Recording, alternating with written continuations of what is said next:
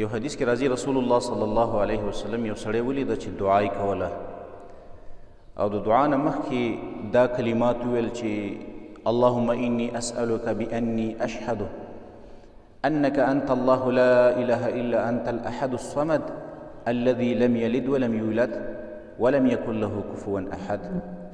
خپل دعا نه مخکې دا کلمات ویل نو رسول الله صلی الله علیه وسلم وفرمایل والذي نفسي بيده، هغه ذات مې د قسم چې زما روح د هغه په قبضه کې ده، لقد سأل الله باسمه الأعظم، دې سړي د الله نه په اسم اعظم سره سوال وکړو، د الله په اسم اعظم سره د الله نه سوال وکړو. الذي اذا دعي به اجابه، هغه اسم اعظم چې کله پې څوک د الله نه دعا وغواړي الله یې ورله قبلوي.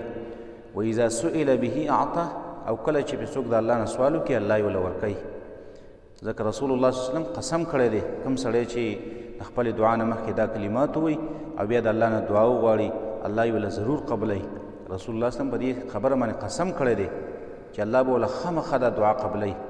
او کله چې د الله نه څوک څه شی وغواړي په دې الفاظو په دې کلماتو سره نو الله به ورله هغه شی ورکړي، هغه سوال به ورله الله قبول کړي، تر څو چې د انسان د حرامو شي دعا نه غواړي، د حرام شي سوال نه کوي، دارنګې ناجایز شی د ځان دپاره نه غواړي. یو حلال حاجت دی، یو حلال ضرورت دی ستا د دعا نه مخکې دا الفاظ او دا کلمات ویل نو ستا دا دعا به الله قبوله کړي. دا کم شی چې ته غواړي الله به درله ضرور درکړي.